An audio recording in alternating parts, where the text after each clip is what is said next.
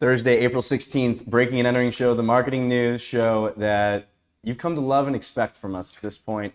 What were you doing 6 years ago? Because 6 years ago, Gino opened up his laptop, turned on the mic, and started the Breaking and Entering podcast. Gino, the floor is yours. 6 years of Breaking and Entering. Yes, thank you, Jack. It's been a whirlwind, I must say, but if there's anything I learned from 6 years of podcasting and interviewing the best people in this industry, from brand side to creative side, is this. This is the best industry in the world. This is it, ladies and gentlemen. If you're working in this industry, I just want to remind you how grateful we should all be to be thinking of ideas for a living. There are so many people that want to work in this industry, and we see it all the time. So I'm just so happy to be a part of it. I've learned 3 things that I want to share with you all. Okay. You can't do this stuff alone. Whether you're trying to get your first job in advertising, or you're in the industry, or you're a leader in this industry, I've learned from 600 episodes essentially that this is a team sport, just like what we're doing here, Jack, this company. Yep. The other thing I learned is that motivation doesn't really matter. It's all about discipline and showing up consistently. Yeah, that's a good one. And but when you do have motivation, go all in. Okay. And then the last thing I learned is that your mission matters. To help people break in and thrive in this industry has been a goal of mine and ours here. And that's what has helped us as our North Star. So the discipline with motivation, the having a mission, and then the first one was You can't do this alone. Can't do it alone. It's a team sport. 6 years. Oh my God. What about, everyone always asks to keep it rolling. Everyone that started a podcast or thought about starting a podcast at one point in their life, the difference is that you just kept doing it. So you did it every week for 6 years. Yeah. I mean, like, there is some times where it's like, I don't have a guest, or I don't know what I'm going to talk about, or I don't feel like it. And a lot of those episodes where I was like, I don't feel like interviewing this person turned out to be the best episodes because I was surprised. Yeah, But just got to keep it going. You just got to keep it going. I think probably do you think that's the biggest reason why we're still here, why this is still going on? The consistency? I will say that I like to bring consistency, and I'm okay with like sacrificing quality if it's consistent. And like but where you come in is you bring in the quality and the pizzazz, and you want to level things up. So having that balance, I think, is really great. And that's like why I think we're doing okay. Yeah, I would still here. It takes 10 years to become an overnight success. It feels a little long. Like, don't you think 6 years is enough? Like, don't you just like we got it? Yeah, in 4 years we will. In 4 years it'll be a decade. April 16th is the day. That's the biggest day in the history of the universe. Where do you think 2027? What's this year? 2026. So next year will be 2026. Year 7, 2027. I think we'll still be talking about advertising and marketing. And I think we'll still be creating content around this stuff, giving the people what they need to know and having fun with it. And hopefully more people are attracted to this industry. Even our buddies that work in consulting or finance or banking, whatever that might be, they can look at advertising and be reminded that's a cool spot to be in. Yep. Well, I think I speak for a lot of people when I say we're very grateful that Gino learned how to do a podcast 6 years ago. And a couple shout outs probably are due for the people that helped at the very, very beginning. Very beginning. I will say that I came in, I wasn't at the ground floor. Obviously, you were there. We grew up together. I was there. I was around, of course. We were friends, grew up together. But I think there's 2 people that deserve a big shout out. Buchin and Mikey. Buchin was and still works with us today. Buchin's at Barclay OKRP, an art director, but Buchin was in the ad club with me, and I asked him, hey, can you help me with one logo? And that turned into 4,000 plus assets. He's the creative director, the vision. He's helped us every single week since. And then Mikey, our buddy from home. He was a SoundCloud rapper at the time, and I needed help with audio. And I was just like, can you help me with GarageBand? And he did the first 150 episodes of editing.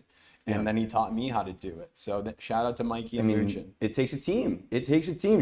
Mikey and Buchin. Mikey Malarkey, absolute legend. Yes. Legend. Love Softball Mikey. legend. Softball legend, grew up together. It takes a team, and it takes trust, I think, is a big thing too. Absolutely. I think you get a guy like Mikey who you grew up with. Of course, we grew up together. I think that plays a big reason as to why we're doing this right now. And of course, Buchin. Buchin is a person you meet and you immediately are drawn to, and you know you can trust, and super reliable, and also extremely talented. And I'll sneak one in. Ken Bates as well has been a mentor of mine. Creative. He's a genius. He is the dictionary, the encyclopedia of advertising knowledge that I go to when I need refreshers on which agencies, which campaigns. He is my go-to guy.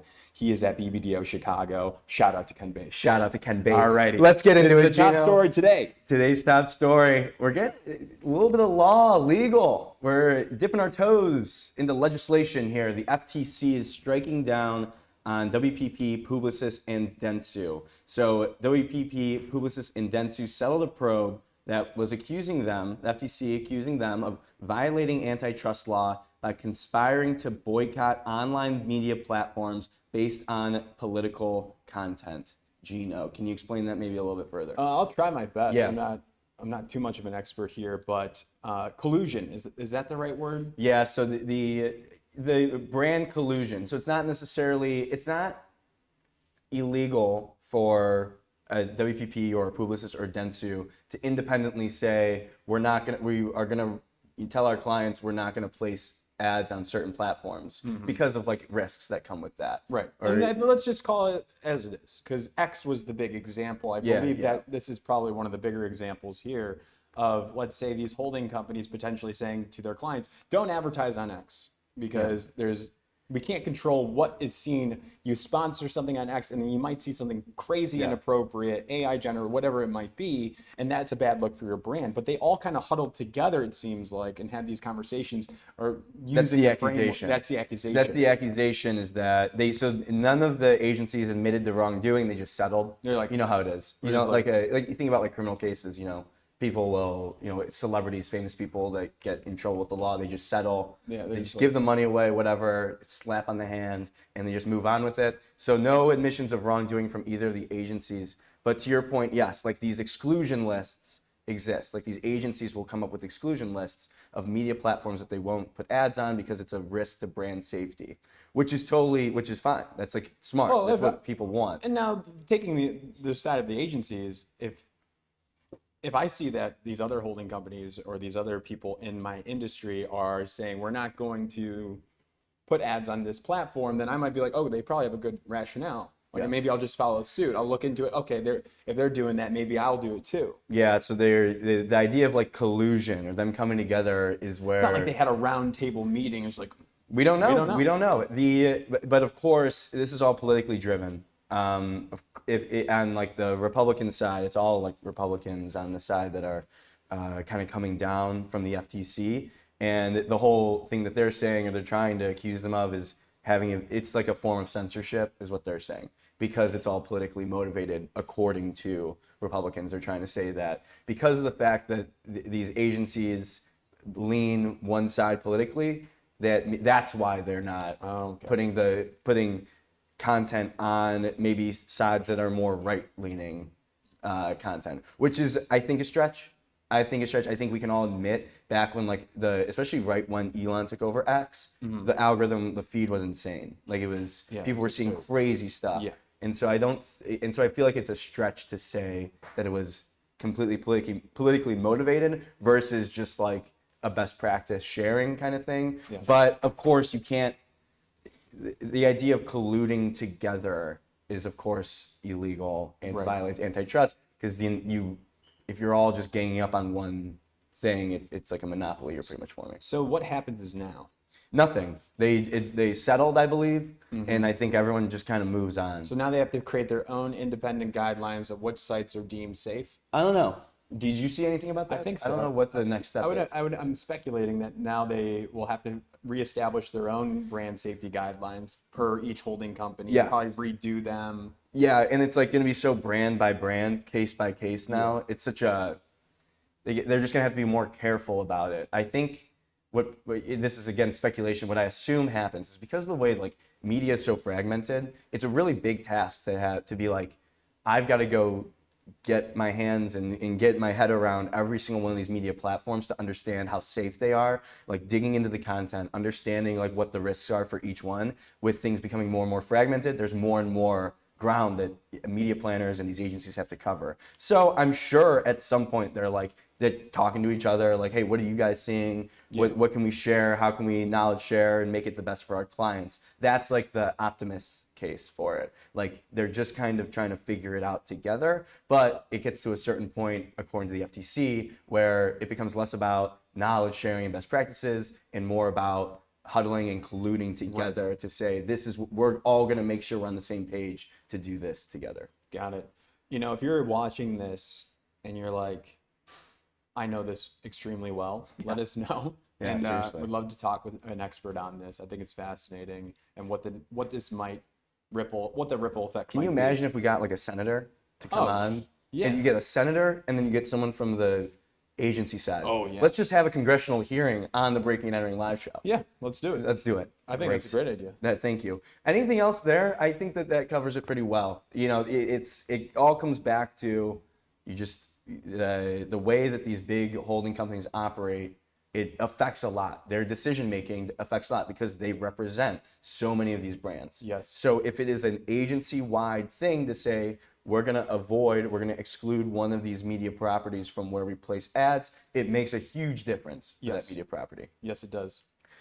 Let's get into the 2-minute drill, shall we? It's the 2-minute drill, Gino. It's the biggest stories of the day. 2 minutes for each topic to talk about it. Let's get into it. Our first story, I like this. I like this a lot. I texted George and yeah. Do you want to explain it? Do you want to talk about it? I can tee it up here. So Toast, is that what we're talking about? Toast, yeah. Toast just had a campaign. So Toast is what? Is a POS system. It helps restaurants. Everyone has interacted with the Toast little When they handheld. They turn around. Yes. And you tap. You can do it with Apple Pay. Yeah, I've done it. I've never done that.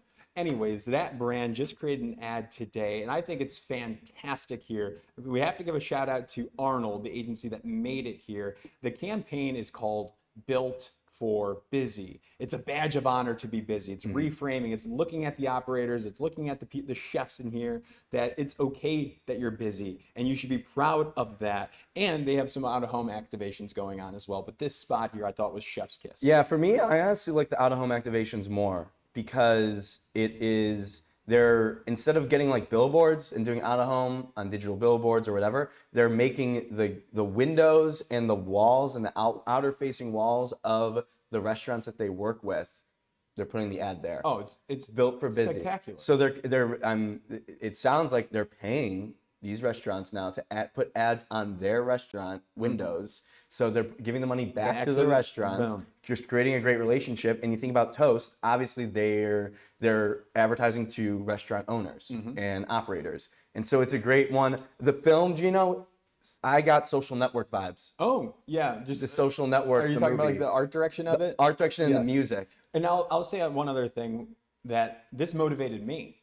Like, Yeah. not even a restaurant operator of some sort. Like, it spoke to me. Like, being busy. Busy is good. Busy is a badge of Busy honor. is a badge of honor. I love it. Hustle culture, Gino. Love Next up, The One Show announced their finalists. The One Show is probably, top tier, most respected award show because you just have like industry legends pretty much running The One Show, and it's a big deal for a lot of agencies to be finalists for this.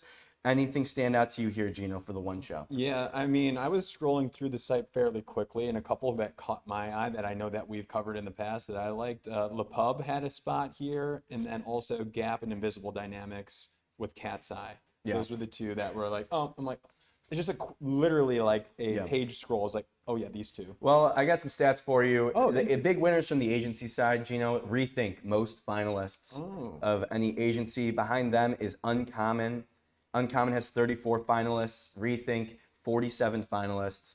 And then behind Uncommon and Rethink, in third, you have Apple. Fourth, FCB Chicago. Fifth, VML New York. Rounds out your top 5. The agencies that had the most finalists for The One Show. Rethink, their big thing that got a ton of finalists was the March of the Penguins. Remember that, the protest march? Of course. Yeah, pretty Yeah. good. And then the IKEA sleep reviews. Interesting. Yeah. Yeah, these were phenomenal here. So it's like these are a good indicator of like the remaining award shows that what can come to. So like what does well in this one might do well in the next one. Can. So yeah, I think it's fascinating to see. And there's some different overlaps, I think, in the timing that they allow for the submissions, but it's always a celebration of creativity. We are for it. I think we find that out May 14th or May 15th. May 14th, May 15th. I think we'll be boots on the ground at the one show for that little teaser. I think we're going to be doing some cool stuff Yes, there. we are. A little red carpet, TMZ style. We will be just there. shoving cameras and mini mics in people's faces, just how we like to do it. Next story, Gino.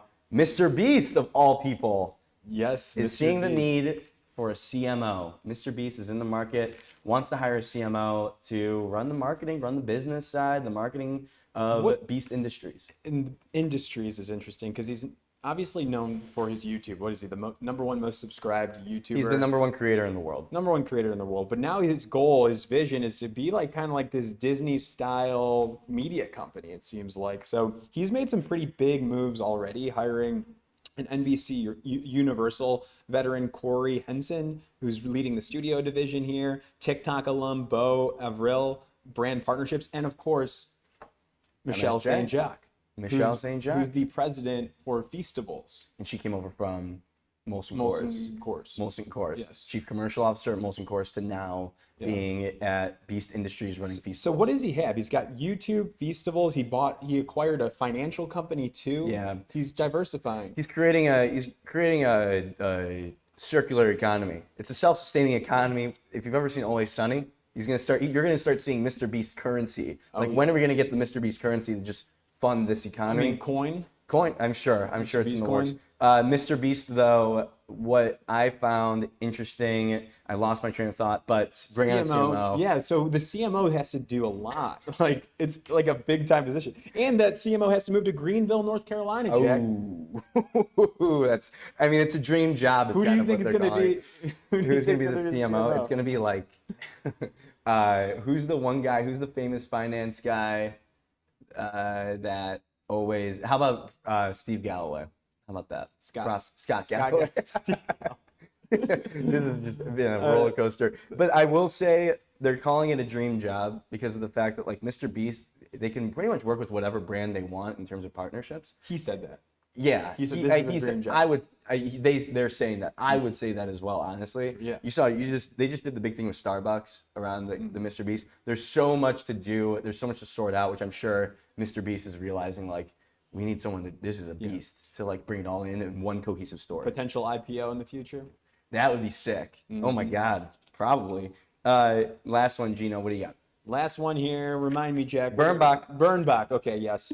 So from the Omnicom IPG acquisition, we lost the name DDB, and then just recently we see that Bernbach, the name lives on, and that's through a bespoke agency for Volkswagen within Omnicom. So we know what bespoke agencies are within these holding companies. I'll refresh you, but Please. essentially you have your standard creative agencies, standard media agencies within these holding companies, and they're usually pretty siloed. But for some big special clients like a Volkswagen, they will create something custom where they can pull in different people and they can really tap any parts of the holding company. And that's what they're doing, bringing the name back with Bernbach for Volkswagen within Omnicom. Does this compare to like a Publicis Pit Crew situation? Publicis has the Publicis Pit Crew, which is just like their Goodyear team. But is this different in the sense that it's actually more so its own agency dynamic? I'm not exactly sure if like these people, are they going to hire people full time? To be like, I work at Bernbach. Bernbach. Yeah. And then be able to tap into different agencies. I would assume you would have to have the core people on the brand, like the senior level people working on it day to day, but then also being able to tap into all these different services. To me, it's kind of like maybe more of a PR kind of thing to say, We're bringing the legacy lives on. It- I think there's a lot of outcry around the fact that DDB left. So that's one thing, saving the brand, saving face, but then also like it looks good for Volkswagen. If I'm Volkswagen, I'm like, well, let's go. Yeah, you definitely feel good about yourself if you got if they dedicated a whole bespoke agency and they named it something. Could you imagine the Volkswagen. B&E bespoke crew? What would that be? Like, why would we need a We bespoke? had, well, one day we're going to have an ad agency, Right, of doing course. all of our billboards and stuff. Oh, right. Yeah, if you got it. And the holding company was like, we have to create a whole special unit. Well, we got our victims- special SWAT unit for you special all. victims unit. It was. It's like the the task force. How do you decide? Do you call it a bespoke agency? I would lean on the side of maybe a task force. Yeah. Would feel a little bit cooler to me, especially if it's like breaking and entering. Yeah. Maybe like the jury. Rob Schwartz is somewhere. Yes. Rob Schwartz, legend. Gentlemen, I think you're onto something. I like this. I like that. That was a 2-minute drill, Gino. What'd you think of I that? thought it was good. Yeah, nice. I give it a 7.4 out of 10. 7.4 out of 10 isn't bad. No. In this economy, it's pretty good. Absolutely. But that is the 2-minute drill. We're gonna tee up our next guest, Gino. This is Colin Landforce. Colin Landforce, entrepreneur, just a CPG, a brand legend. Also particularly well versed when it comes to golf brands, I think, and that's kind of why we're bringing him in. Colin Landforce, content creator. He works on Cut 30, helping people create social content of their own. Just well known, has great insights into the branding world. We're gonna focus on talking about just the immense scale that the Masters has and the social content, and giving people a better look into like how big of a deal this is and how it's also led to the downstream of the growth of golf culture and golf brands and golf apparel. So I'm we're gonna excited to talk about learn that. I'm excited to learn. It's going to be a learning session for all of us. Let's bring him in. Colin Landforce, welcome to the show. Thanks so much for having me, guys. I appreciate it. Colin, first off, probably one of the sickest last names That is cool. that we've had on the show. Can we? Thanks for saying so. I appreciate it. Of course. Do you realize how sick your last name is? I do. Sometimes people ask me if it's like a superhero name or like a nickname. It's a real one. It's on my driver's license. I won't pull it out to prove it, but Yeah, fair enough. Fair enough. We'll just ask for the social security card and we'll get it done. Absolutely. But speaking of superpowers, Jack teed you up here, and your superpower seems to be this golf marketing industry, knowing the brands, knowing about the Masters really well. I think real quick, just give us a little background on what you are an expert in. yeah, that's a tough one. I'm a bit all over the place, but like Jack mentioned, CPG is my background, and the way we kind of navigated to golf is like I've also been golfing since I was 10 or something like that. And so along the way, between building brands, yapping on the internet, and then of course golfing, we find ourselves in this lane where we talk a lot about golf and what's happening with golf. And I also happen to think it's like from a business standpoint about as interesting as it gets for like a consumer sector. The average golfer spends something like $2,300 a year on golf, and that includes somebody who goes to Topgolf once. So there's a lot going on. It's super interesting. It's also a bit archaic in a lot of ways, and that's kind of how we slipped into it. Yeah, I think that is a good point, because to me it's so interesting how the Masters on the surface level feels still very archaic, is like a bad word to use, but it has that feeling of old-fashioned, old school, a lot of tradition involved. But when it comes to like how they do social media and how they're working with brands and how their merch works, it feels very futuristic and like future forward. Colin, can you kind of dig into that a little bit more? That the way that golf is kind of traditional in a sense, but then how the Masters brings it to the forefront for us. Yeah, I mean, I think the Masters is like the apex example of like a live event content, just in general, from that standpoint. And then touching on what you mentioned with it being legacy, again, archaic isn't the word. They're intentionally very old school, traditional, so on and so forth. They've gotten a lot of flack for this year's Masters because they pushed some of their own boundaries on that, like with the ESPN group covering the par 3 contest. There a lot of what happened this year with the broadcast was not traditionally masters, and they've gotten a lot of pushback on that. I think it's fairly well founded, because it's kind of this interesting balance of how do you appeal to more people, but also this is very clearly a luxury Right. premium experience, and your job is not to appeal to everyone in that case. And I think oddly enough, by being so luxury and so guarded, and so masters, they created this mass appeal that I don't think it's at risk of. I don't think they're threatening it by going wider, but I don't think they're doing it any favors, if that makes sense. In terms of the content operation itself, I think I rattled off some stats last week when we were in the middle of it. It's something like 1,200 social posts across Instagram, TikTok, X, what have you. They're doing 35 or 40 stories a day in some cases. And I think the most impressive part about this is like, this is the most prestigious brand in sport, right? And when you're doing a live event, you don't have the opportunity to make sure that every word of copy is like triple approved by everybody, so on and so forth. I think you basically just have like rigid brand guidelines, an understanding of like what moments you want to make sure you capture, and then just like legendary ripping and running by the team. I don't think there's any other better way to describe it. So let's talk about that, because a lot of our audience are marketers. They're running events. They're trying to amplify the events here and build for their brands that they're working on. So what advice do you have for somebody that's putting on an event to amplify it to socials? Yeah, I mean, I think that this is kind of a classic case of, look, what they do at the Masters and what a lot of big events do is way out of reach for most brands, most events, most teams, right? But if you apply this lens of like of how do we do the poor man's version of that?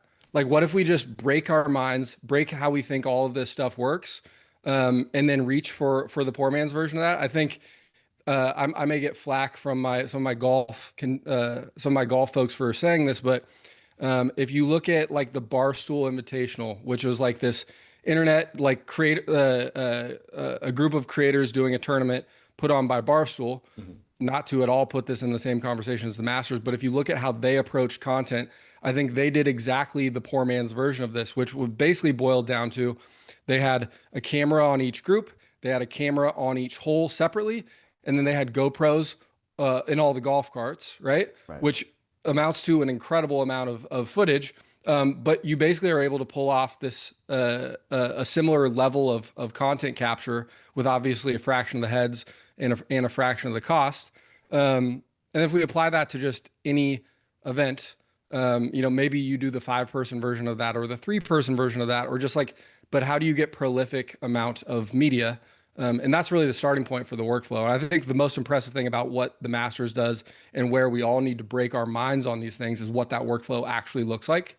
Because that's where the magic is happening after you've got the media in the bottle, so to speak. Yeah, I think the thing that really caught my eye, especially with your post about the level and the proliferation of content, is you need to be posting more. I think I feel like that's like the biggest takeaway from these events is posting more. And to me, that feels like the biggest miss for a lot of brands when you're doing events, because of the fact that everything is feed-based now. 10% of the people are going to see, probably 3% of people will see every single one of your posts, if it's like the 3% that are most dialed into your algorithm. But the vast majority of people aren't going to see everything. Colin, do you think that almost is like the most basic starting point? Like, you need to be posting way more than you anticipate. Yeah, absolutely. I think volume with intention, right? Because it's very easy to all of a sudden just be like throwing out slop, right? Slop is not just an AI phenomenon, right? But I think volume with intention, and that's where with a live event, that's especially hard because you don't know what's going to happen. But you can certainly premeditate some events. Another thing that you're seeing is like whether it's, I guess, a photo shoot on the brand side or said live event with like actual broadcast, it's like what is happening on the BTS side to capture BTS stuff that can also be used coming out of that. And I guess coming back to just like a brand photo shoot, right? Like coming into, everybody's got their phone out capturing BTS at a photo shoot or similar, like going into that with just a degree of intention to make that stuff usable to hit the feed will lead to much better results. It almost seems like too, if we are planning the events, you can actually probably plan for those tentpole moments that are photo worthy or content worthy. And we see that kind of like with step and repeats. We know at the end of these award shows, there's like a speech of some sort, but like you can probably get more creative on creating those moments to capture. Yeah, absolutely. I think moments is the exact word to think about, right? Because you don't know what the thing is going to be. You don't know what's going to be said, right? And then everything from the copy, et cetera, will be informed by that. Yeah. But you certainly can plan around some action happening. Love it. I want to touch a little bit on the way, because we talked about it right at the onset of golf, the golf consumer and golf apparel and golf culture, I think is stepping more into the lens for people. And I think there's a lot to learn from it, Colin. But I want to get your take, because you and Oren talked about this recently, the idea of the amount of golf apparel brands that exist.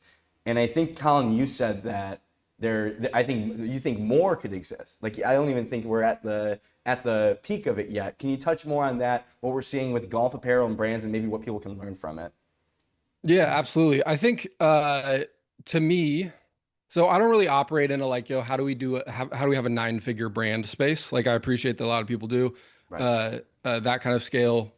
I don't know. That's not really my jam, right? I like building stuff, which often my type of obsession often leads to like smaller but still compelling outcomes just in general. And that's where my head is mostly. I think that with that being said, I think that niches are where all this stuff lives, right? Golf is not the niche. It's like golf in the Southwest of the United States for left-handers, right? And if you look at it from that lens, I think that applies to every category in consumer, and then certainly to golf. And then the deal with all of this is that like most of the golf brands out there think they're golf brands when they're actually e-commerce brands. And I think you guys know a little bit about that, right? But like most of the brands coming into this are like, again, is like literally we think we're doing a golf brand. And that's not how consumer works, right? Like if you start a brand today, your channels are going into retail, and that's huge in golf because you've got green grass, you've got pro shops, Right. so on and so forth.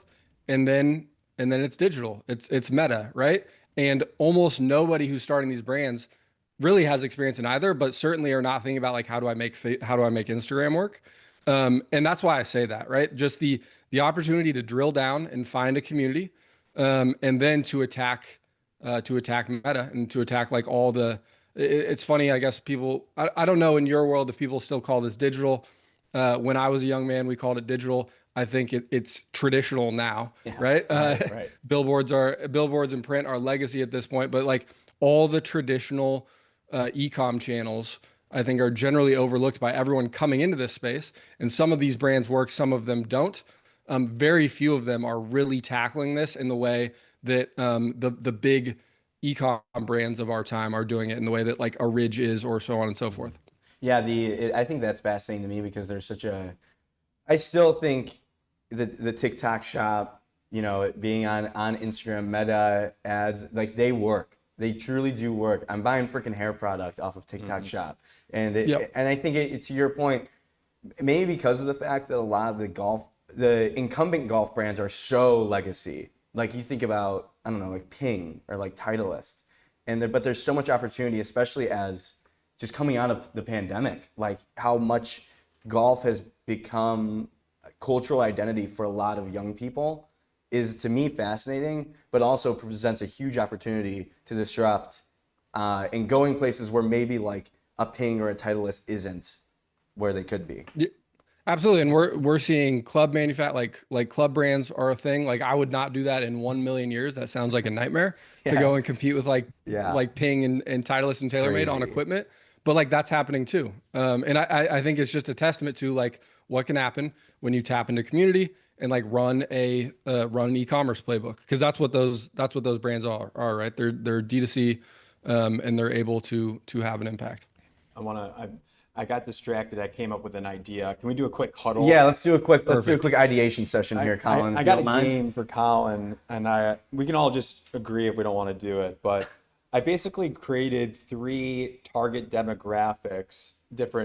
various target demographics. I want to rattle off them one at a time, and you to get your quick reaction on which brand would fit that target demographic. Does that make sense, Colin? A little rapid fire. Yeah, okay. For golf. For golf. Yep. Okay, Yeah, Colin, I mean, this is You're a in? big, this is the Thunderdome. Ooh. Yeah, let's Okay. go. We'll start off nice and easy. So a recent retired 65-year-old in New York City with a lot of wealth. I mean, this is not my specific corner of golf, but like a Brooks Brothers and Ashworth, like the apex being like Peter Millar, but Peter Millar might trend a little bit younger than that. Okay. A 24-year-old college spring breaker who loves to golf, but he's broke. The golf guys hate him. He's good. He's bad birdie. Yeah, that's a good start. The golf guys, yeah. If this guy is added to your foursome as the fourth, the three locals at the Muni are like, God help us. This Yep. kid, yeah. He's probably a nice kid too. It's fucked up. Pardon me. It's all messed good. up. He's You can probably a swear. nice kid. You can swear. And All right. And the last one that I have is a honeymoon couple that likes to match and goes to golf for fun. Oh my goodness. I also, excuse me. I already said bad birdie. Let's see. You've got like the pins and aces. I don't know. The couple is tough. There's not a lot of brands doing women. There are certainly some that do both. But maybe like a Rowback. Rowback's going to do a lot of colorful prints and definitely into both men and women. There's really few that are doing both though. And women's brands are starting to happen, but still few and far between. Bro, that was great. Colin, It was fun. I thought it was fun. That was great. I thought that was fun too. Cool. Colin, what'd you think of that? That was off the cuff right there. That was good. I like it. That was a good little segment. Showed your knowledge too. It's in your explanation of it made a lot of sense. Colin- I knew Rowback. Colin, I Which have a ones did you know? quick one. JR is our producer. He is, how old are you? 22? 23. He's got a question he wants to chime in on real quick. I'm over here. You can't see me on the Zoom, but what's your handicap? My handicap. I mean, I didn't agree to this Yeah, question. that's a HIPAA violation, Colin. You don't have to. Yeah, have to right. answer No, that. I'm a 15 who's staring down the face of being like a 6, man. Yeah. I don't know. I've golfed for 25 years and I still can't do it. I make some good golf shots though. Well, the thing about golf, and this is again to bring it back to like the marketing and trying to appeal to the customer, golf is to get over the hump to being like a single-digit handicap requires thousands and thousands of hours, and more importantly, tens of thousands of dollars to be spent. And did you guys talk about the lifetime value of like if you hook somebody in man. early? Like, is that something that you've said before, Colin, that there's a real opportunity if like somebody sticks with a brand, like a Peter Millar Young, let's say, that you're going to stick with that brand for the long term? Is that what we're seeing? I mean, it's unparalleled. So, right, like golf is life's game, right? Like as long as I can walk, I can golf. My father-in-law like only golfs with carts because his knees messed up. So like that, like you can golf fast when you can walk, right? And I think that's the whole deal with golf is like when someone gets hooked, it may like come and go in their life, but it never actually goes away. And then just the amount of spending that a golfer does. Part of that is because like the socioeconomic elements of golf. But part of that is because it's one of these sports activities, however you want to think about it, where you immediately are like you're to whatever, like in whatever fashion you prefer, you are dressing the part, you are buying equipment, you are going to do the things, which all cost money, right? Like I can go play down here for $65 at my Muni, and I can also go join a club over here that's $100,000 initiation, right? There's the full gamut there. But I think like as in any consumer category, consumers like migrate through brands over their lifetime. The deal is like you just never like I will golf until I'm 90 or 95. Right? Like that, like I've got another 60 years of golf consumption in me. There's just not that many hobby sports activities that have that. But the brand loyalty. So you said there is some migration throughout until you're 95. You might try a couple different clothing brands. I would say especially from like personal experience, I would say I don't think you stick to it as hard as maybe like. I think I could see people you stick to the clubs maybe, but when it comes to like the apparel, it feels a little different than like running shoes, for example. Like if you find a running shoe and a brand that you work with, I feel like there's more stickiness there, although that has been disrupted a lot recently. In the trades industry, like I feel like it's DeWalt or like the Milwaukee tools. Oh, right. Like you kind of get put into a tool for life from your father or whatever it might be, and then Right. you stick with it forever. What about Colin? Thoughts on that? Like, what brands or maybe apparel or categories where you do have that stickiness? Yeah, I mean, I think equipment, like you mentioned, is exactly it. The tool comp is a good one. I've never thought about it that way, but it's probably a pretty good one. I think apparel is like, so I think ultimately it probably shifts over time. That being said, like I don't have any data around what, we talk about LTV a lot and e-commerce. I haven't seen any data around the timeline that LTV should be, is that 5 years? Is that 10 years? I think that over a golfer's golf career, which are often 30, 40, 50-year endeavors, there's naturally going to be some shifting. But I think that a brand can easily get 5 to 10 years out of a consumer once they got them. It's just a matter of like, look, the guy who's like slightly streetwear leaning and into Malbon now probably evolves into a more sophisticated creature once he joins the country club in 10 years. And like brand preferences will likely shift in with that kind of a thing. But still, I think there are a lot of categories where you're not starting at like a 5 to 10 year Right. starting point, right? It's like how many orders can I get over the next 24 months kind of a thing. Right, 100%. Well, super interesting. Colin, thank you so much for joining the show. It was a pleasure having you. Thank you for your time. We'll definitely have you back on soon. Talk more about CPG. You're a legend, Colin. Thanks for having me, guys. Thank you. Thank you. That was Colin Landforce, Gino. Great guess. Golf Fun. apparel. I just like anybody that's like super passionate about a category. I think he's, it's interesting. He's, like he said, he's like a builder. So you talk about someone who's learned and figured out every single one of these in the weeds tactics for marketing and just acquiring customers.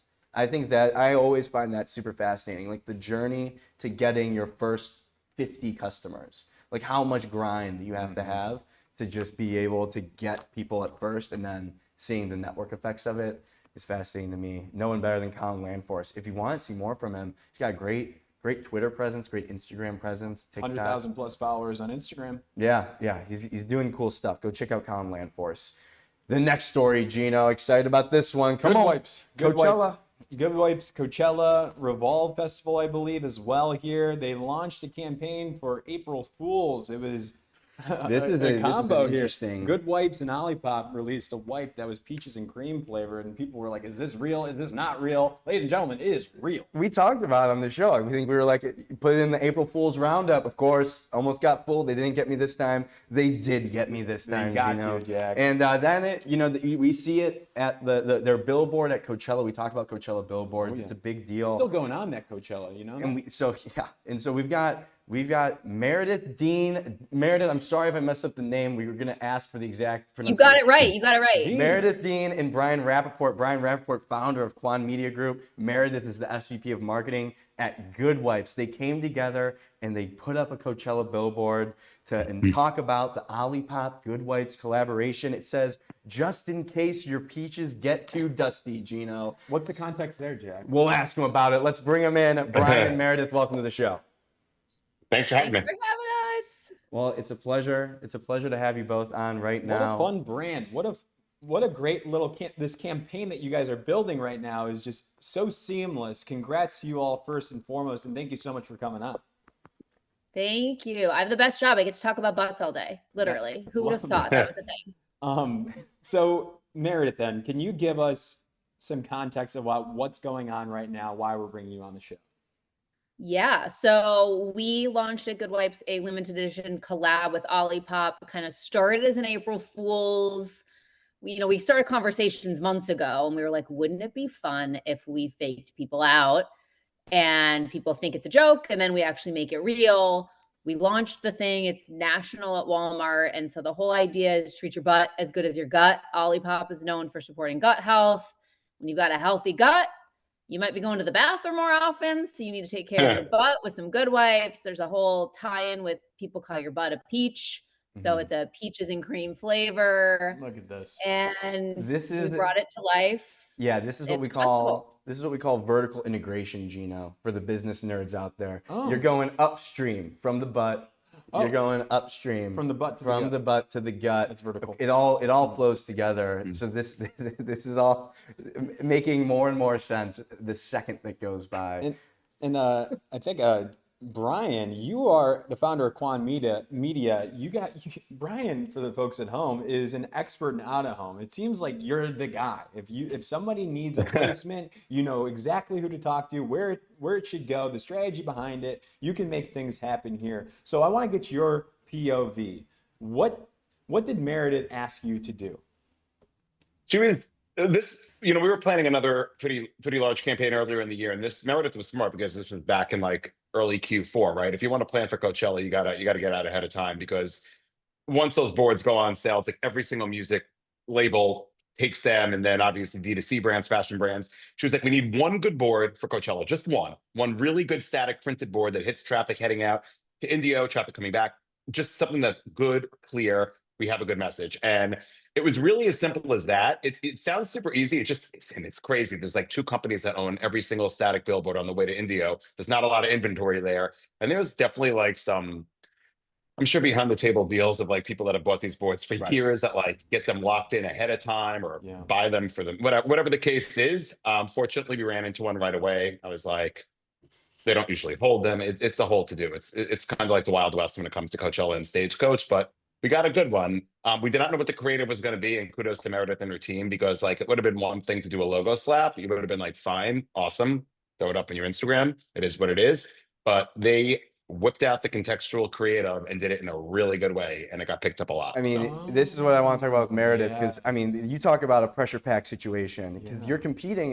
It's the most competitive stretch of advertising because of the fact that everyone gets the benefit of having context to have creative around. So you can get super niche, super specific, which always leads to things that are funnier. You're going to share it on social. Meredith, this for you all, for the creative behind it, this has got to be a pressure pack situation. Am I wrong? Not at all. Well, first of all, I have to give kudos to Maria Gilbo, who's our creative director, copy queen, because she came up with a line where I was like, oh my God, I have literally 0 revisions. This is amazing. And we knew, like, I think other than Times Square, this is a place where like you're not fighting to get people's attention. The eyeball's already there, right? People drive down the road like from LA to India with their phones out, like looking at the specific stretch, like, okay, I know there's going to be a good billboard. So yeah, the pressure's high. And it was like, okay, how can we, I don't want to say sneaky, but like, we don't have rights to Justin Bieber's name, image, and likeness. So it's like, okay, how can we kind of do something a little sly? Justin, he's got a song called Peaches. So we tied that in there. Sadly, he didn't play it. But yeah, like the stakes are high. It was like, we can't F this up. And thankfully the team delivered. Gino has a question. He just raised his hand. So Gino will now ask a question starting now. I'm curious about the timeline of all of this. So you had the April Fool's Day prank, and then you made that, and then you actually executed on that, and now this is tying into that. What was the planning and the strategy like? Did you know you wanted to do something around Coachella? Did you know you wanted to do April Fool's Day? It obviously all came together, but explain it to us. Here we go. Yes, we will explain. So we knew this was going to launch the week before Coachella, right? Like we knew the on-shelf date was going to be right around April Fool's, and we planned it that way. Walmart was a great partner. We started conversations with Olipop last summer. So these things take a long time, and that was part of the deal. It was like, okay, let's launch this thing. Let's make it an April Fool's joke. They typically go big for April Fool's every year, but they'd never done something in store. So it was like, okay, let's do it. Let's make it happen. So we knew it was going to be in store the week before. It was like, what better way to like launch it and get even more eyeballs on it than Coachella weekend 1. So that was kind of the timeline there. We bought the board, now everybody's going to know, and I'm going to have to be even more competitive, but the board was released in November and we snagged it. I was shocked Brian didn't block me at some point because I was like, Are they available? How about now? How about now? So we got the board in November, and just knew it was there. And you got to turn on creative about a month before, but we had that creative locked for months. Nice. So Knew what it was going to be. It was very anchored around Justin being the headliner. Yeah, totally. As it should be. Biebercella. Brian, I think the interesting thing too about maybe also the rise of why Coachella billboards in the last few years have become famous and super popular is maybe a wider trend that I'd love to get your thoughts on, where the billboard now in my opinion, has become such a more valuable opportunity for placement, because now it can also live on social and it attracts so much energy on social media. Brian, I want to get your thoughts on that, of like billboards. Has it become more and more popular because of the fact that social media is becoming popular? I think so. I think it goes hand in hand, right, with the creator economy and social. But like Coachella and billboards have blown up so much that like page 6 in the New York Post was covering like the best billboards of Coachella. Like it wasn't just like Ad Week or Ad Age They're or, not supposed to or, do or that. anything. That's our domain. Yeah, they're not supposed to do that. That feels a little bit. Yeah. It was weird. Breaking and entering is going to start. Seriously, they were, and we were on that, so that was exciting. But like, awesome. I feel like it's yeah. I mean, specific billboards too. Like other activations or other ways to like backdoor your way into Coachella. I mean, so much of the area, it's almost like a World Cup scenario where it's like there's a safe zone, and if you're not a partner, of Golden Voice, like you can't really get in there. But there's like a lot of sneaky ways aside from billboards to get into Coachella. But it is definitely like the event for billboards, and you have to nail your creative, because if you don't, you're going to be forgotten. That's like a Super Bowl commercial. Exactly. I was just going to say that. Is this the Super Bowl of billboards? Out of home? Like of Yeah, out of home. probably. Probably. Because I was. I'll give you guys credit for that. That's you guys now. You've now nailed that. Yeah. Thank you. Yeah, we care deeply about that. I was gonna. So that kind. Do you want to talk about Coachella billboards more? Because I want to get into the Goodwipes brand. I'm not necessarily. We can go into the Goodwipes brand. I would love to talk more about that. I want to ask a question to you, Jack. Okay. What do you feel? How do you feel about the Goodwipes brand right now? Like, what's your take on this? Meredith, I was going to say that the Goodwipes brand, for me, it feels like it bursted onto the scene. I'm going to give you my honest as a consumer. I didn't know what Goodwipes was before the April Fool's thing. So now you know about it. How do you feel about the brand? I mean, I feel it's like an advertising news host. It's fun. I think it's fun because of the fact that they did the April Fool's thing, but it was real. Yeah. Like that to me is awesome. Like I think that's badass to like take that to make that jump and do that. But now what I feel about the brand, I think it's cool. I think it's fun. I think to me it's like skews younger. I don't think it takes itself too seriously. Mm-hmm. It feels cool to me. Meredith, Was what do you that think the about goal, that? Meredith? 100%. I'm like, did you steal my brand deck? No, we are in awareness driving mode. Like our Right. unaided awareness is 1%. Aided awareness is in the teens. We know like most people haven't heard of Goodwipes. So that's the whole point, is to do something shocking. We think of ourselves as beauty for your booty.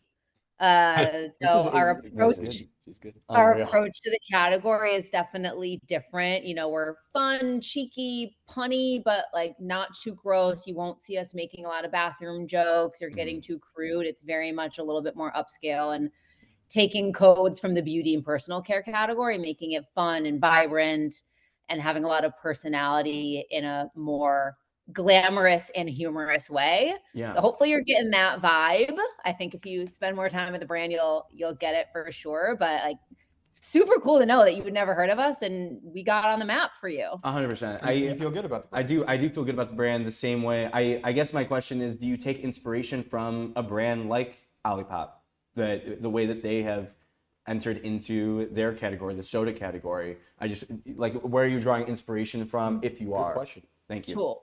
Yeah, 100%. We're taking inspiration from brands like Olipop, brands that are category disruptors that took like a boring category and made it more fun and vibrant and cool, right? Like who would think that gut health is cool?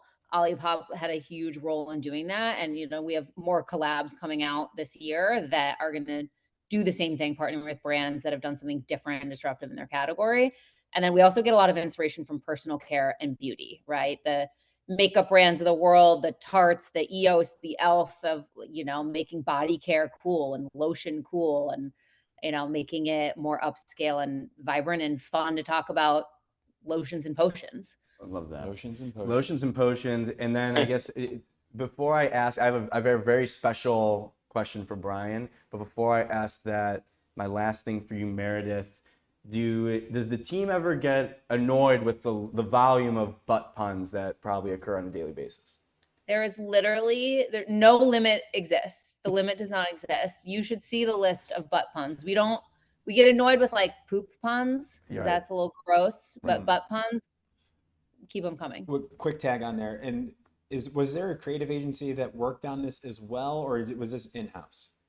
It was in-house. Yeah, we do almost all of our creative in-house. We had some external help with the graphic work from And Gather, but the art direction, concept, copy all came from our in-house team. Nicely done. I have a question for Brian. Because of the fact that like you're in the know with out of home. Let's go into like New York City. Is there maybe like a niche placement in New York City that like anyone who's placing ads might not realize is like a very interesting, high value property? You're gonna have him give away. I don't know. I mean, if he can I like say the paint one, the big one. Where is that? on Park Avenue, that paint one. Oh, that's my at-home bucket list. I just bought it for the very first time in my 17-year career. Congrats, Brian. Yes, I bought it. That's not my Right, don't give him the good one. You got to save good ones for me. Yeah. The one at the Park Avenue heading north, right, Brian? Yep. Yeah. Mm-hmm. Yeah. So they cool. painted it. They painted. They painted it. Is that Huge. like, so for you, was that the one that was your whale that you wanted? It's on my short out of home bucket list, but it's not like my under the radar placement. It's obviously not under the radar. I mean, there's no other real big impactful out of home at Park Avenue, so it's incredible. My under the radar placement, and there's 3 of them, are all in the Upper East Side, and it's not because I live there. I just feel like there is such an untapped neighborhood up there, and there's 3 really great walls, and they're all super inexpensive, and it's just a great place to like hit a multitude of like different personas. And like any brand that usually plans for New York is like, oh, Soho, Midtown, yay, and they forget about the Upper East Side. And they shouldn't. You can get like some really good stuff up there and spend very little. So that's a great point, because I think that to your point, it is a widespread. People don't realize, like, I think the Upper East Side gets it's like the old money kind of penthouses. But I know a ton of people like around in their 20s that are moving to the Upper East Side. So this is the kind of insider knowledge that I love that. that you can come to expect. That's good.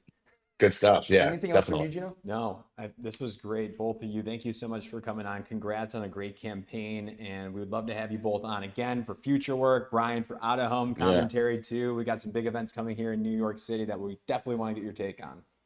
100%. Thank you guys. Thank you both so much. Congrats again. So fun. Thanks, guys. That was Meredith Dean and Brian Rappaport, Gino. Fascinating. The duo coming together. You love. I put you on the spot. Put you on the spot with how you feel about the brand. You did a good job. I know. I feel more comfortable these days giving honest reactions, and I think that was an honest reaction. I probably could. Did you lie a little bit? I think I could have formulated my words a little bit better. Yeah, no. But I didn't. That was good. But I don't. Yeah. For those that are just tuning in, I asked Jack how he feels about the brand, and the person that was the guest was the marketing person for that brand. So you could see the person who is directly responsible for how I feel about the brand. Yeah. So it's kind of like you did put me on the spot, but I think that I'm always content first. Mm-hmm. I would never. What if you're like, That'd be great for the clip, but I don't know if that's the direction I would want to go. Yeah, no, you did a good job. Speaking of the direction that we're going forward into the next segment of the show. Next story. Gino, our next guest is Ashley Gill, VP of Brands and Content Marketing at Mars. They're doing something interesting here with Skittles. Can you tell us more? Yeah, they're launching a new product here. It's a sweet and spicy variation of the Skittle here. So we got Ashley Gill, who's going to come on the show. They're working with Mr. Fantasy. Mm-hmm. You know this guy? Yeah. He seems like crazy. Yeah, he's an interesting cat. But, we're going to get around to talk about how they're going to be launching this product here, but then also talking about the Skittles brand. If you are an ad nerd, you're going to want to tune in for this interview because the Skittles brand is one of the best brands of all time. So interesting. They just don't do anything normal. It's so like, you almost get the feeling you feel weird watching it, but it also works at the same time. What if I told you that was by design? Well, let's talk with Ashley about it. Ashley Gill, welcome to the show.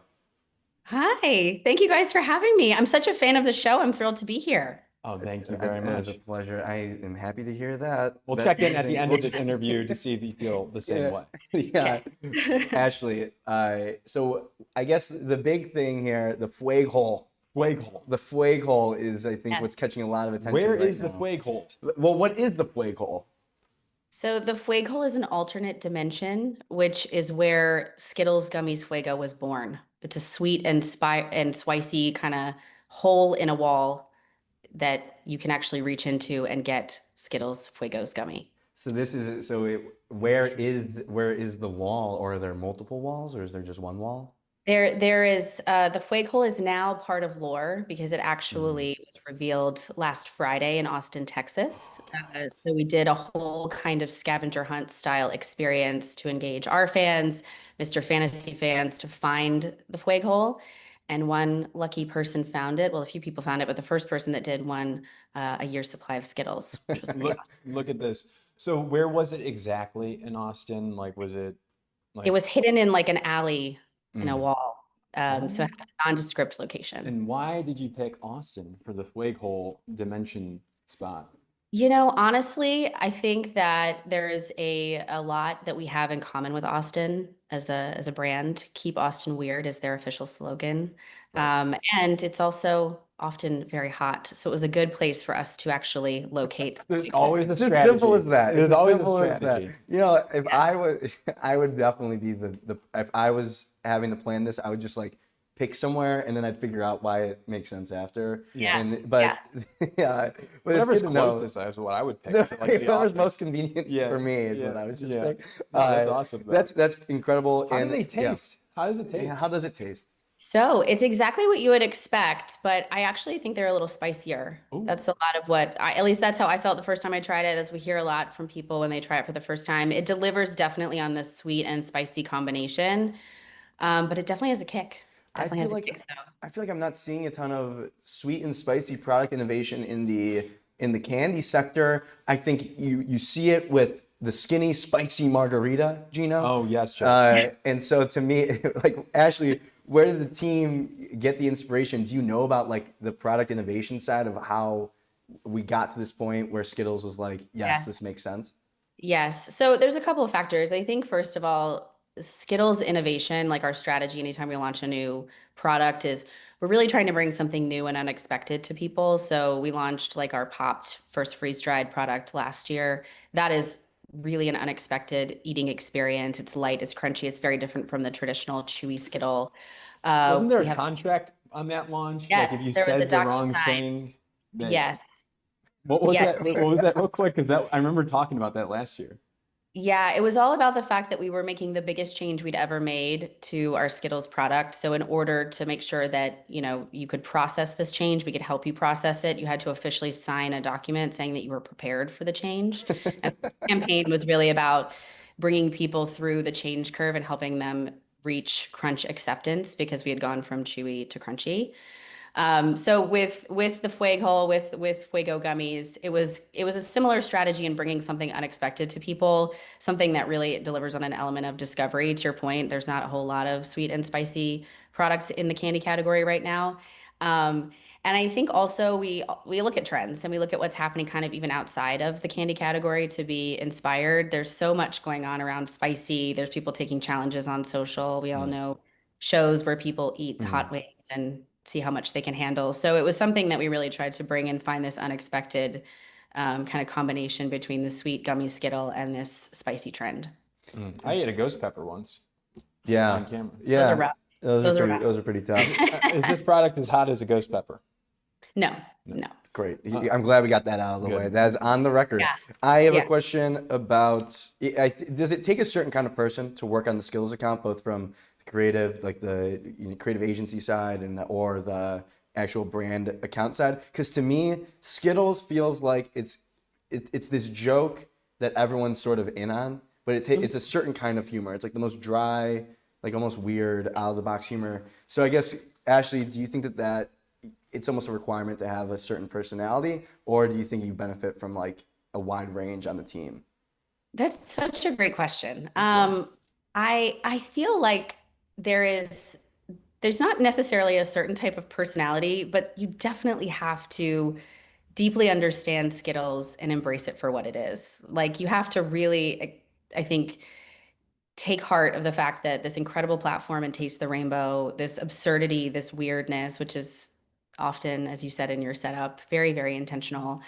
There is a method to the madness, but you have to really, I think, be able to appreciate what Skittles has accomplished and feel.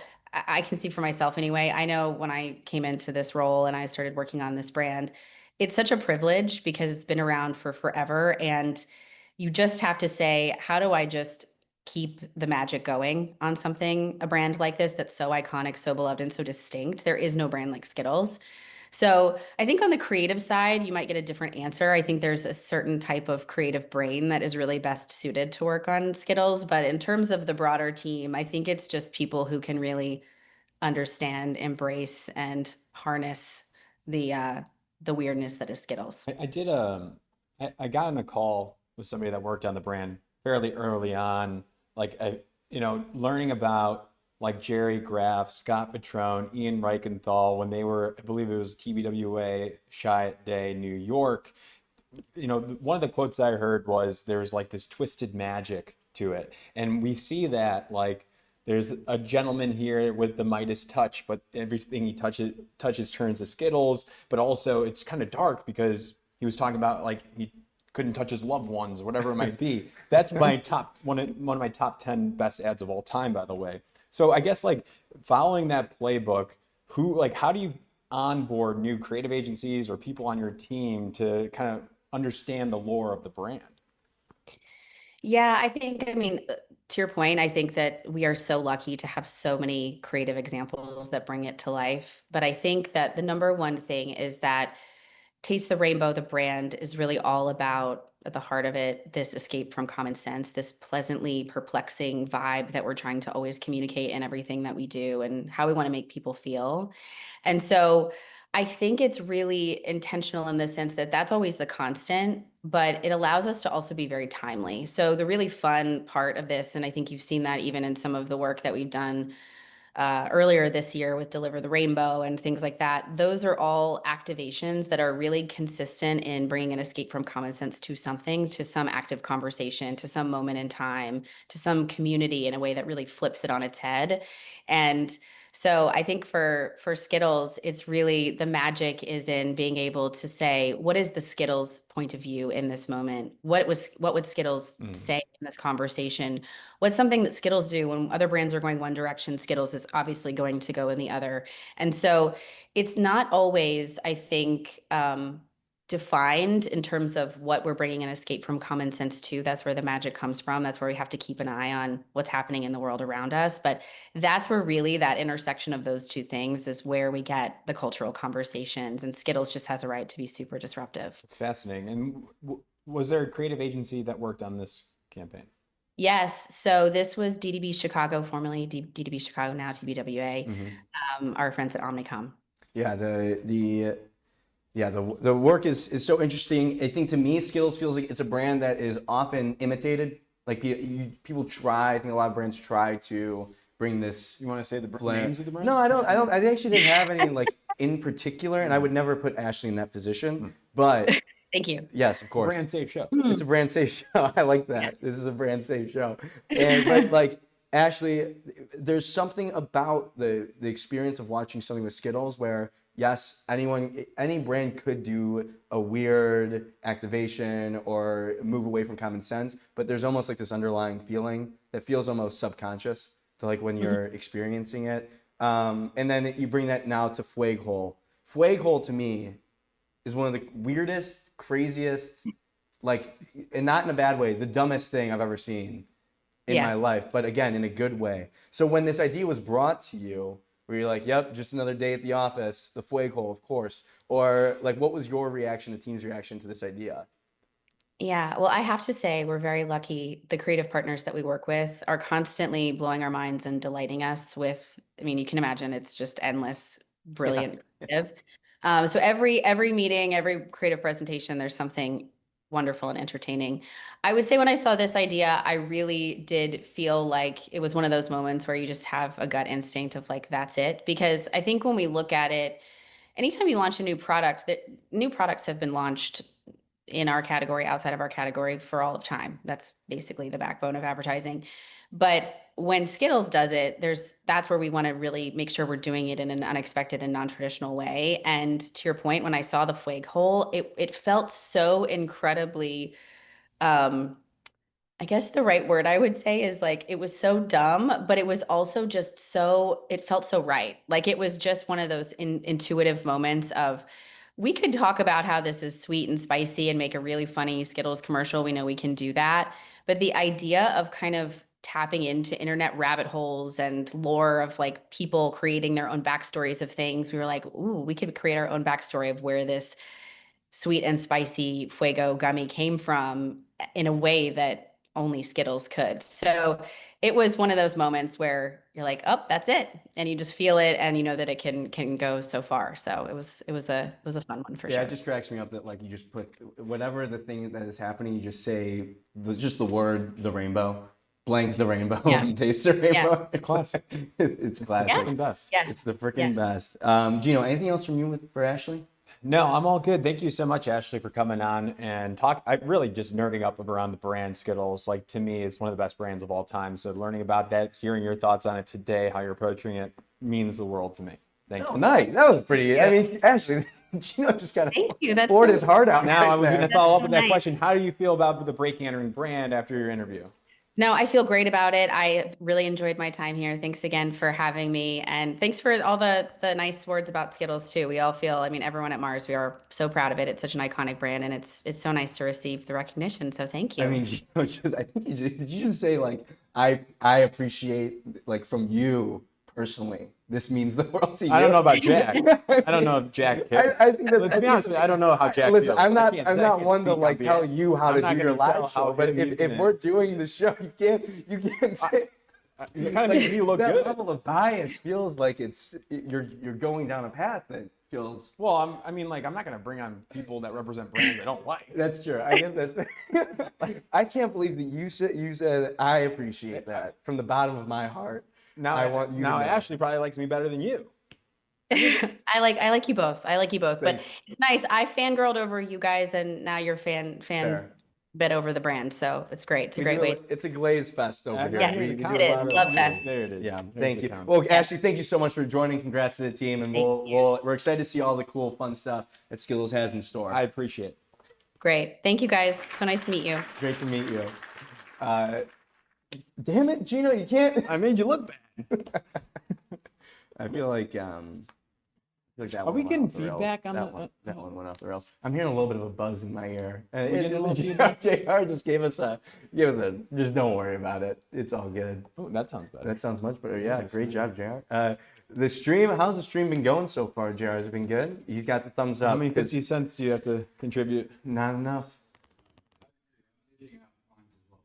Okay, Oh. we're gonna hand out Oh, fines. fines, We're gonna at the end of the show we'll discuss who's getting fined for what. But this next guest, Xanthi Wells, friend of the program, is back. VP Global Creative at Pinterest. If you remember last week, we talked with Xanthi about this activation that they were doing at Coachella. It was a phone-free Free activation. Got picked up quite a bit. I think a lot of people were buzzing talking about it. The idea of getting off your phones. Why would Pinterest do that? Pinterest is all about you got to be on your phone to be on Pinterest. Last time I checked, or the internet. Gino. Wrong, Jack, because Pinterest wants to show people that you can get online to get inspired to get offline here, and their campaign just came out, and I thought it was fantastic as well, Jack. I can't believe- Am I allowed to compliment? the Yes, work you're of allowed the to guest? compliment it, but I can't believe that when we talked to Xanthi last week, she didn't bring this up. She kind of hid it from us. withheld. She withheld it, but we know why because I truly enjoyed this a lot. I think it brings you back. It's nostalgic. Fun fact: we'll ask Xanthi about it,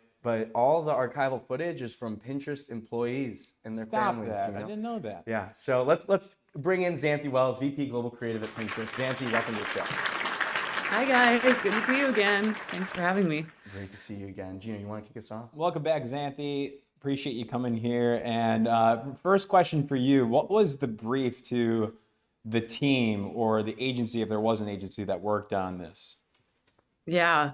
So the brief really started about, I would say, almost a year ago when we were talking about how to make it abundantly clear what Pinterest values were. I think there's a lot of love for Pinterest as a brand, but we started to talk about how do we make our position in the whole landscape of online, social media, how do we make it clear what we stand for? And we wanted to make sure that people knew that we believe life is best lived IRL. Like we provide incredible amount of inspiration, but we want people to get what they need on Pinterest and then go out and live life. And so I think if you'd ask the average person and you know a year ago even like what do you think of Pinterest, and I don't think that that would have been abundantly clear. And so this is the first Coachella was actually our first kind of step in that direction, and now with the brand campaign launch we're really going for it and making it like unequivocally clear what we believe in as a company. So the brief started, I would say, a year ago. I mean, it does feel like a big declaration to be the app to get everyone off their phones kind of thing. It's I'm not making the comparison in anything other than it just like reminds me of like like Hinge, the app, the dating app to get you off of dating apps kind of thing. So that's just what it reminds me Yeah. of. And I want to talk about then like the strategy, with Coachella, you did the activation first and then you launched the brand campaign. Can you speak to that? How did that timing work out? Like, why not do the brand campaign first and then Coachella? What are the thoughts there? Yeah, I think especially just nodding to the position itself, having people experience that in real life, show don't tell in a way. So starting with Coachella really felt like it laid the groundwork, and also, we love our events and we love getting people to make things, enjoy themselves. I talked a lot about it on the show last week. It was a huge success. I think people felt a sense of relief, that they could enjoy all we have to offer without their phone, and it became something people talked about. So we got the world buzzing, and then we dropped our film the next day, right after the It weekend. makes sense. You start with IRL. Start with IRL. And then you launch the digital brand campaign. It kind of makes a lot of sense. Yeah. I guess how deep does it go? Because like the idea of, I don't know, I maybe I'm in my own head about this, but just from seeing like Pinterest leadership almost like not really posting that much about the IRL activation like over the weekend. Like was that intentional, Xanthi, or am I just thinking in way too deeply about this? They're starting to post about it now. Like you'll see Lee Brown, our global business officer, he just posted about Coachella as well as the brand campaign. So I kind of think of it really as one big brand campaign because it's one big kind of counter positioning narrative that we're going to be rolling out all year. So you will see more of it. But yeah, it might have just been a coincidence. Yeah, That you didn't see more of the weekend. And then my next question, you talked about how this has kind of been a brief for the last year leading up to this point, and new CMO Claudine Cheever steps into the role, kind of like I guess kind of in the middle of that process. I guess like what you can speak about, but like with Claudine now in the CMO role, her kind of stepping in while this is happening. Do you think like that kind of played into it? Claudine being excited about this positioning and where the brand is going to come on board. I guess I don't want you to speak for her, but I think that's interesting to have the CMO join at that time. Yeah, it's a great question, and she was hired knowing and excited about this counter positioning narrative. Her and Bill talked about it a lot when she was being onboarded and even interviewed. They were both extremely excited to get the word out. So she really helped build this. As soon as she came in, she hit the ground running. We played the rough film, the anthem film with her, and she started crying, and it was the best possible reaction you could have. So she was all in from day one. I hope that's okay. I think she said she cried publicly, but that's no shame in that. It did move a lot of people. So yeah, she's been a tremendous supporter, and yeah, she's helped us get it all shipped. So more is coming out very soon too. So it's just starting. Xanthi will be on soon. on 3 I like weeks in a this row. recurring. Hopefully I could give you another guest so I don't have to come back. Xanthi, I feel like I'm hogging the show. You're in Spain right now, is that correct? Yes, I'm in Spain. I was just judging the Andy Awards with an amazing group, and Selma Ramos is the chair of the the jury this year, and we had Jerry Graff and Judy John and a bunch of other heavy hitters, and it was amazing. It was really incredible. Richard Brim was there, who I think you guys are Yeah. interviewing soon. Yeah, we just had him on his pod just came out yesterday. How's Anselmo's hair looking? Is it still I mean, is it it's flowing up? amazing. Yeah. It's just a beautiful work of art, really. It's just incredible. I was admiring it just yesterday. Like, how does that guy have that hair? Yeah, because I mean, listen, you talk about. I've heard another creative executive talk about how you can tell what kind of creative a person is by the shoes that they wear. Yeah. Their said shoes. that? That was good. Yeah, Yeah. it was recently, but the idea of the hair. I mean, if you're going to be a creative Yeah. person, don't you want to have the attention to detail with your hair? I mean, Xanthi, of course, Yes. you're probably thinking about this, correct? Not as much as I should be. I know how I was going to land this. Okay. I mean, it's kind of a mess. So Oh, please. The attention to Oh. detail, watch this pivot here, creativity. Let's talk about the actual execution of the spot. Sure. Jack mentioned that the footage uses actual archival footage of the Pinterest employees. Is that true or is that false? that is true. It's not all of it's not all footage from our employees, but a vast majority of it, I believe, is our employees. So it was amazing. Like we had a prototype cut several months ago, and we got on an all team meeting in marketing, and then later we extended it to all PIN employees. See, I used a pin pun for Nice. you. Excellent. That's one. That's one. But we had the prototype cut. People got really excited about it, and even I went through. I had a lot of old VHS tapes coded. I have one shot in the 90, but a couple copywriter from our team has a couple shots in the 60, and it was really joyous to see. And some of the critical shots were Pinterest employees, so that was really beautiful. Becca and Gage, Becca who created with Gage. Gage wrote the script. Becca and him concepted, put it together that first weekend. And when I saw it, I just flipped out. I was so excited. And we ended up featuring her mom and dad in the spot. So the beautiful couple embracing on the beach is her mom and dad. That's amazing. That's So- a great behind the scenes. I guess to get deeper into like why this might resonate with someone like Claudine, which again, crying is nothing to be ashamed of, especially with this. Claudine, like someone, Claudine crying, like being moved to tears when they saw this. Is there a part of you that's like, maybe it is because you get the feeling that it is real footage. Like there is something real about it. Maybe you won't realize that obviously as just like a passive viewer, but maybe it hits the subconscious in a way that something that's a little bit, if it was a vast majority of pre-recorded or like set up, does that play into it? Were you intentional about that with a creative? Yeah, and I read one of the comments I thought that I read really articulated it beautifully, which is, and this was the kind of the aesthetic choice that we made, was that it was meant to feel very observational and kind of accidental and less posed. I mean, there was sort of a moment in time where everyone started posing for photos and being aware of how they looked when they were being observed. I mean, it became very circular, and we used to take pictures to make memories. We used to take pictures of our loved ones, and it didn't always have to be the perfect angle, but it was to capture something that mattered. And so we deliberately really chose moments where people were also like living life, enjoying themselves, not a care in the world, really kind of in the moment. And so that was, we combed through so much footage to get exactly that in every single shot. So every single shot we probably had, I want to say, at least 10 options, probably dozens more. And we had a huge tracker with all the shots in it and just said, can we beat this?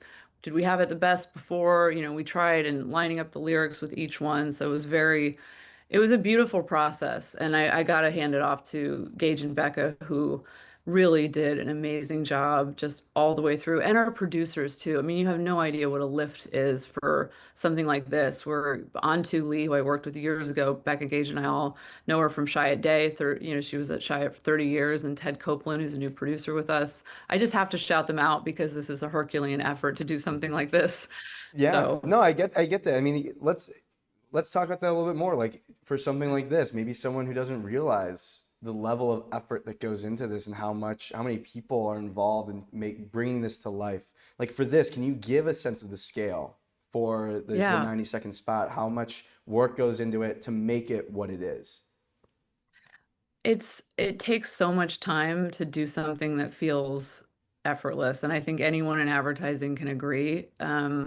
We were so meticulous about every single image, every single word, the music. Gage must have gone through, and Becca, round dozens of rounds with our composers. We even, at some certain points, we're pulling tracks, trying things against it.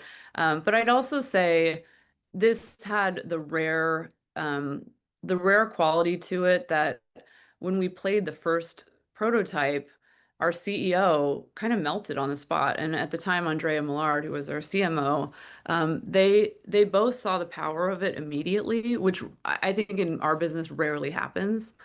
Usually it's a process of like show it, then evolve it and show it. And this was one where we played it and they were like, wow, that's it. And then very quickly we played it for our board, the Pinterest board of directors. They fell in love with it. I mean, people really surrounded this with so much love and energy. And obviously, I have to say something about our marketing team, Sarah Pollock, who's my peer and amazing consumer marketing. She also, I mean, from day one was all in on this and just like, this gives me goosebumps. I've never seen anything like it. And she's so proud of it. I mean, we're really excited. Michael Witten, Taryn, everyone on the team. So It's yeah, amazing. It's probably it's great to have that level of alignment. I feel like that probably does so much just for making things, just Yeah. getting things across, getting things shipped, getting things moving, keeping it rolling. Just Yeah. the level of having everyone bought in, everyone seeing the vision and aligned on it probably does a lot just from at a company as big as Pinterest, like or other companies Yeah. that are like that big and have that global scale. I can imagine there could be you could create a Oh. lot of roadblocks very easily. Yeah, and every time, I mean, we showed it to Bill several times during the evolution, and he kept saying, "When can we put this out? When can we put this out? Nice. I love this." Or even, we tried different lines at the end, and that was an exploration. And he kept saying every time we'd show him more, "Oh my God, you beat yourselves again! Like you did it!" Like, and he could not be happier with where things ended up. So, I mean, I treasure these moments because they are so rare that it fills me with joy that they still happen. I mean, I can count on one hand the times when things have gone like this. So I'm incredibly grateful to the team and to Claudine coming in, seeing the power of it. I mean, it really was um, something that we're all proud of. So It's great. yeah. Congrats to you all. The quote of the day, Jack, it takes so much work to make something feel effortless. I love that. And now the pieces are set, Xanthi. It seems like the positioning is clear. You have this launch moment with Coachella and with the brand campaign. My question now is like, what's next? Like, how long does this positioning set to last you all? Is this decades of like what we're going to be focusing on with Pinterest here? Can you give us a little understanding, perhaps? Yeah, I mean, I think our vision is to keep talking about this. This is clearly striking a nerve. It's so important to people in this moment. I mean, there's a real moment of reckoning that we're having with our phones, with our online devices. I mean, I've gotten notes from people literally around the world who are saying things like, I've struggled with my mental health. I've struggled with the online balance. This means so much. Like, thank you for talking about it. Like, it's having a moment. And I think as a brand, we feel so passionately about this. Like, even seeing how many of our employees have posted this, I can't think of the last advertising campaign that has happened because it is bigger than just, hey, this is Pinterest, there's a platform. It's like this is Pinterest values. So I can't see that we're gonna park this on the wayside because it is something so intrinsic to who we are. So I do more things will come out. I can obviously tell you guys we have a beautiful out of home campaign coming, which is you'll see all over IRL as you're walking around the streets of LA and New York and beautiful billboards that are just stunning photography and really have also a great visual device that helps you really knit the pieces together and understand what we're talking about. So conceptual out of home that I'm happy about. And then we'll be at Coachella, or sorry, Cannes. We'll be at Cannes and we We'll have, be at Cannes. yes, We'll be at Cannes as yes, well. yes, Excited for that. Yeah, yes, it is yes. great. I mean, to take the position like this, it feels well timed. I think that there's a ton of fatigue, maybe is the word, and where some platforms, some other places might kind of ignore that issue that's clearly becoming keep more you and more of a online. thing. They want to keep They you want to online. keep you online. I think I think it's, to me, admirable to see a brand whose whole focus is like, it's social media, it's an online business, to take the stance of saying, well, we want to actually contribute and be a part of the solution and not the problem. So Xanthi, thank you so much for coming on the show. There's one last thing. What do you got? Speaking of pin puns, when you said the Pinterest board of directors, board, have we considered? Oh, very good. That's I good. don't actually think I've heard that. So congratulations. You're a man with great word choice. JR just gave you you didn't hear it, Xanthi, but the audience heard the buzzer. JR, our producer, did a buzzer noise when I gave that idea. So JR doesn't like it, but Xanthi likes it, and that's all I care about. So thank you so much, Xanthi. All right. Bye, guys. Thank you so much. Thank you. Appreciate All right. it. See ya. Bye. That was Xanthi Wells. Pinboard. I like that one a lot, Gino. Pinboard's good. Pinboard. You're welcome. Easy money. That's the show. What a good show. What a show. Star-studded guest. If you are just tuning in, if you missed us, we had a great show. We talked about a lot. We covered a lot in our top story in the 2-minute drill, Gino. These are dense. These live. Dense. There's a lot to cover. You can come in at any moment and learn something. That's right. And our guests were great. Colin Landforce, entrepreneur, content creator, just a CPG, a branding, marketing, e-commerce expert, talking about golf culture, apparel, golf brands, and what any marketer really can learn from what's happening in the golf space.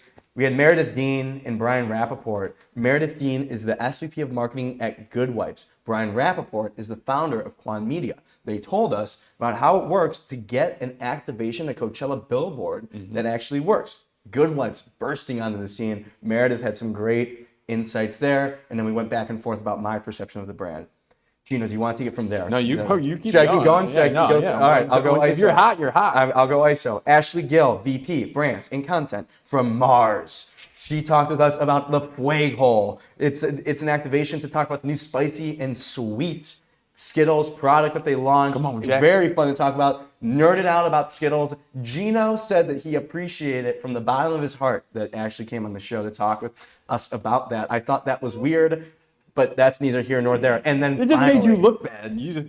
Finally, Xanthi Wells, the VP of Global Creative at Pinterest, came on her second appearance in 2 weeks. That's an advanced statistic for you, Gino. She's talking about the Pinterest new global positioning to say, we got to get people off the phones. Use Pinterest, but you got to get off the phones. And the archival footage that they used for the spot, a 90-second hero film, they used footage from Pinterest employees, VHSs, etc.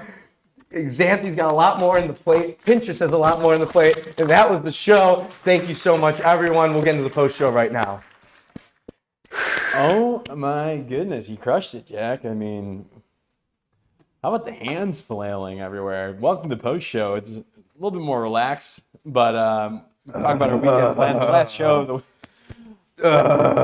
nothing of educational content will come from the post show here. If you're just trying to procrastinate at work, you can join us here. But that was the last show of the week. We had a good slate here. Weekend plans. Well, before that, I want to talk about who messed up what. Oh. We got a new situation here at the show, a little accountability measure.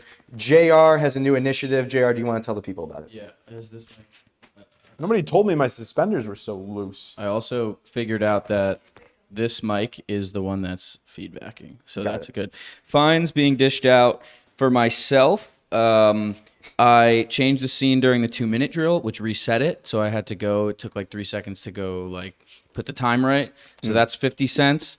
Let's see. I could not find the pepper vid of Gino. I really wanted to pull the ghost pepper video up, so I'm going to call that. I'm going to dish one out to Ross. The mouse is really loud and it clicks really loud. So before he gets back from Copenhagen, I'm gonna hold that 50 cents on him to make him get a new mouse. Let's see here. We got. Don't be afraid to dish out to your bosses. Well, I got to do my accountability first, and then I'm gonna go. Jack is going to get a 50-cent fine for slouching because he does the Gino Zoom thing where he sits really low in his chair. So he's getting 50 cents for that.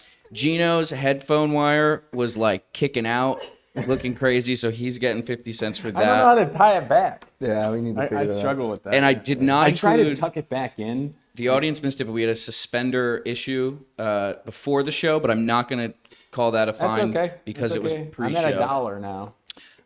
This will go to our pizza fund. Ellie is getting. I'm gonna double this to $1. She types so loud, it is unbelievable. It's like I can hear it through the headphones. I got. Have a one-sided conversation. Yeah, I mean, she is over here on the Zoom. She's doing good, but all right, I'll lower it to 50 cents. I also dropped my pen, so I'm gonna dish that out. And let's see, my last page here.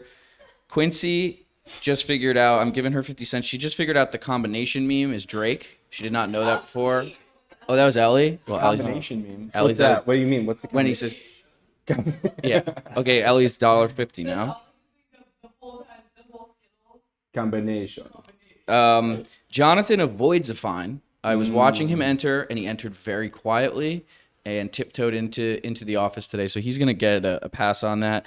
Ross was in the chat. He wanted to call in live. I'm gonna give him a 50 cent for that too. Yeah, definitely. And then Gino spilling his heart to Skittles. I want to open this up. Is that fine, or are we deducting because that's a good thing? I don't. It's hard to say. It was a little. I thought it was a little weird. Well, Jack made me feel like it was weird. I think it's. We'll make it up to the audience. If the audience is, if we have an audience, we'll let them decide if that was weird. I mean, it was pretty funny. I think it's great. I know. I think that you should speak your truth. I think you should speak your truth. Can I get the camera on me, JR? Jeez, 50 cents. I think that if you need to speak your mind and be true to yourself. I don't think there's any reason for you to, like, in the sake of journalistic standards, not tell someone how you feel. Oh, I like that. So I'm cool with it. I just thought it was worth addressing. Let's reduce a fine for Jack on the end there. Let's take away 50 cents for his end summary and his flailing around. I thought that was really good content. So I absolve you of 50 cents. Oh, thank you, Gino. Appreciate that absolution. And then I'm going to go ahead and remove Gino's fines. I'm going to clear those because it's 6 years of breaking and entering today. I'm going to remove all the fines Nice. because it is 6 years of breaking and entering, ladies and gentlemen. All the fines are absolved. I will pay for all the fines for our pizza fund that we will do in a few tomorrow. years.